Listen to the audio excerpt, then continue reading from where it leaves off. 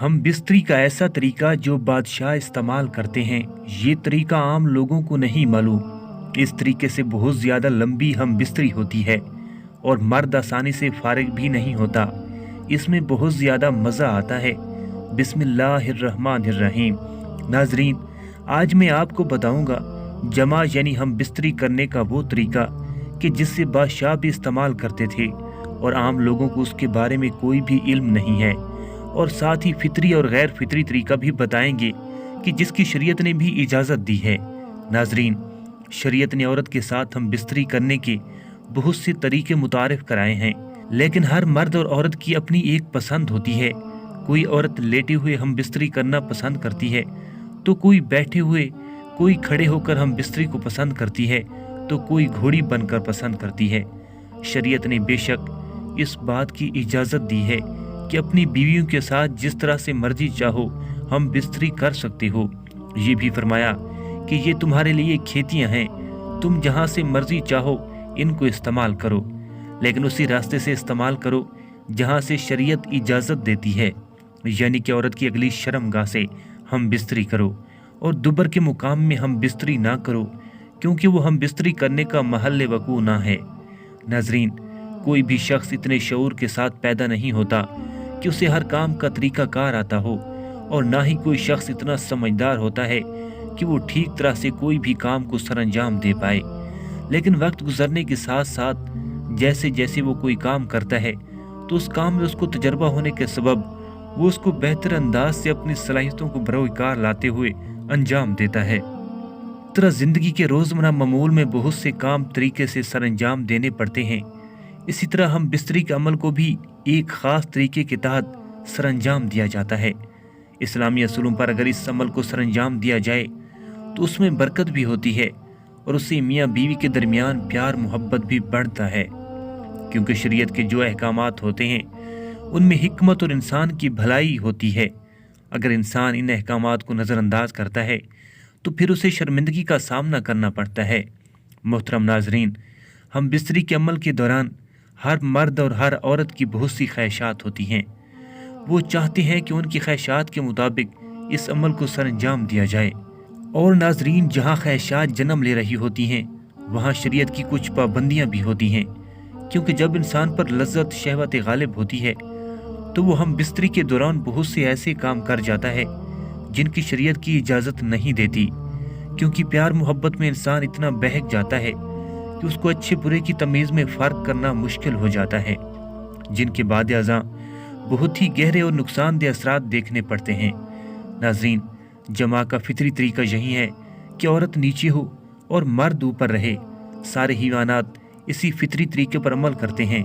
सूरह आराफ की आयत नंबर 189 में भी यही तरीका निहायत लतीफ़ इशारे में बयान किया गया है। जब मर्द ने औरत को ढांप लिया और उसको हल्का सा हमल रह गया, उसकी सूरत यही हो सकती है कि औरत चुत लेटे और मर्द उसके ऊपर उल्टा लेटे, तो इस तरह मर्द के जिस्म से औरत का जिस्म ढक जाएगा। हम बिस्तरी करने का फितरी और गैर फितरी तरीका इस तरीके में ज़्यादा राहत और आसानी है। औरत को भी मुशक्क़त नहीं उठाना पड़ती और इस तरीके से इस्तक़रार हमल के लिए भी ये तरीका मुफीद है। इसी तरह शरीयत के मुताबिक हम बिस्तरी करने की कुछ अहकामात भी हैं और अदाब भी हैं। आपको इन अहकामात और अदाब के बारे में भी आगाह करते चलें ताकि इनसे इज्तनाब किया जा सके और मज़ीद जिस्मानी और जिनसी बीमारियों से बचा जा सके। हम बिस्तरी करने के कुछ ऐसे तरीके जिनको बादशाहों ने भी बहुत पसंद किया है। नंबर 1, हम बिस्तरी के दौरान बिल्कुल भी बरहना ना हों, बल्कि चादर वगैरह ओढ़ लें, क्योंकि रसूल सल्लल्लाहु अलैहि वसल्लम ने इरशाद फरमाया कि वहशी जानवरों की तरह नंगे ना हों। नंगी होकर बीवी से काम करने से औलाद बेहया पैदा होने का खदशा होता है। नंबर 2, हम बिस्तरी के वक्त ज़्यादा बातें ना की जाएं, क्योंकि इस अमल से एक तो हम बिस्तरी की लज़्ज़त में खलल आता है और दूसरा गूंगी औलाद पैदा होने का खदशा होता है।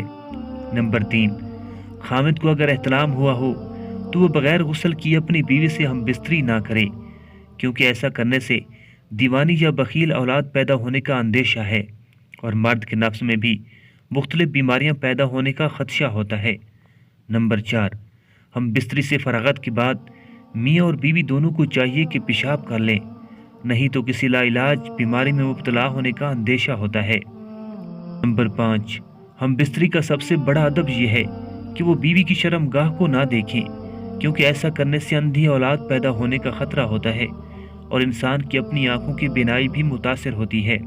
नंबर 6, हम बिस्तरी के लिए बेहतरीन वक्त रात का आखिरी हिस्सा है, क्योंकि अव्वल शब मैदा ग़िज़ा से भरा हुआ होता है, जिससे मर्दाना कुव्वत में ख़ास कमी आ जाती है, जिसकी वजह से मर्द की टाइमिंग भी कम हो जाती है और वो अपनी शरीक हयात को तसल्ली बख्श तस्कीन नहीं दे सकता।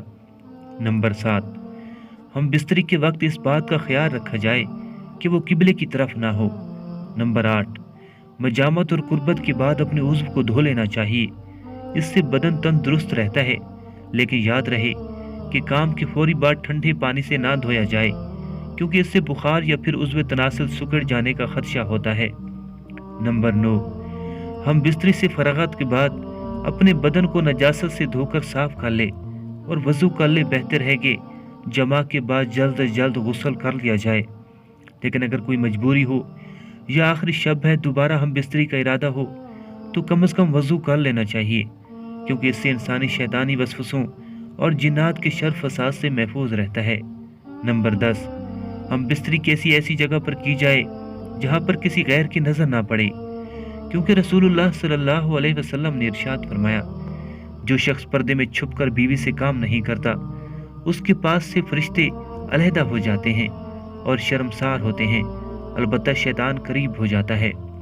नंबर 11, हम बिस्तरी करने से पहले बीवी से छेड़छाड़ करना मुस्तहिब है, इसलिए कि अगर औरत की ख्वाहिश पूरी ना हो सकी तो इस सूरत में औरत को रंज होता है और औरत अपने खामिद से नफरत करने लगती है, तिबी लिहाज से दिमागी मर्ज में मुब्तला हो जाती है।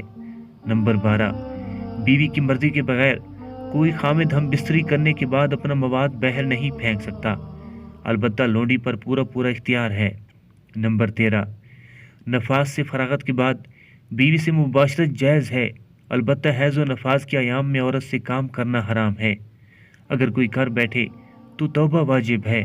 नंबर 14, किसी खामिद को 4 माह से ज़्यादा बीवी से अलहदा रहने का इख्तियार नहीं, क्योंकि ऐसा करने से औरत की शहवत उसके कंट्रोल से बाहर हो जाती है। नंबर 15, अगर किसी शख्स की गैर महरम खूबसूरत औरत पर नज़र पड़ जाए और वो उसको अच्छी मालूम हो तो उसे चाहिए कि घर आकर अपनी अहलिया से काम करे, ताकि शहवत ख़त्म हो जाए और गैर औरत की ख्वाहिश ना रहे। अगर कोई मर्द शादीशुदा नहीं है या उसके पास बीवी नहीं है, शहवत गालिब आ जाए तो अल्लाह से पनाह मांगे कि या अल्लाह मुझे इस गुनाह से बचा और मुझे उस शैतान से भी बचा जो कि औरत की शक्ल में मेरे सामने आता है। नंबर 16, किसी मर्द और औरत के लिए जायज़ नहीं कि वो अपनी राज की बातें जो मर्द और औरत के दरमियान हुई हों उसका इजहार गैरों पर करे, क्योंकि रसूलुल्लाह सल्लल्लाहु अलैहि वसल्लम ने इरशाद फरमाया कि ऐसी बातें करने वाला या करने वाले की मिसाल ऐसी है जैसे एक शैतान दूसरे शैतान से रास्ते में मिलता है, अपनी हाजत पूरी करके चला जाता है, उसकी तरफ देख रहे होते हैं। नंबर 17, अगर कोई खामिद अपनी बीवी को हम बिस्तरी के लिए बुलाए तो फ़ौरन हाजिर होना चाहिए, खा वो तंदूर पर ही क्यों ना हो, क्योंकि हदीस पाक में आता है जिसका मफहूम है अगर कोई मर्द अपनी बीवी को काम के लिए बुलाए और वो हाजिर ना हो तो फरिश्ते सुबह तक उस औरत पर लानत भेजते रहते हैं। नंबर 18, बीवी से हम बिस्तरी की दुरुस्त जगह सामने वाला रास्ता है। मियाँ बीवी जो भी तरीका इख्तियार करना चाहें शरीयत में जायज़ है। नंबर 19, इस्लाम हर काम में इतदाल को पसंद करता है। बेहतर है कि बीवी से इतना ज़्यादा काम ना किया जाए कि वो तंग हो जाए और ना ही बिल्कुल छोड़ दिया जाए या मियाँ बीवी की जिनसी ख्वाहिश ख़त्म हो जाए और आज़ाद सुकड़ना शुरू हो जाएं। नंबर 20, हम बिस्तरी करने का एक और अहम अदब ये भी है कि जब तक दोनों को फरागत और इत्मीनान ना हो जाए अलग ना हों। खुद के फारिग होने से पहले अलग हो जाना सेहत के एतबार से भी मज़र है। हम बिस्तरी के अमल को लंबा करने के लिए मियाँ बीवी को चाहिए इस अमल की शुरुआत में ही कपड़े उतार कर दखूल ना किया जाए, बल्कि दोनों को एक दूसरे का पहले मूड बनाना चाहिए।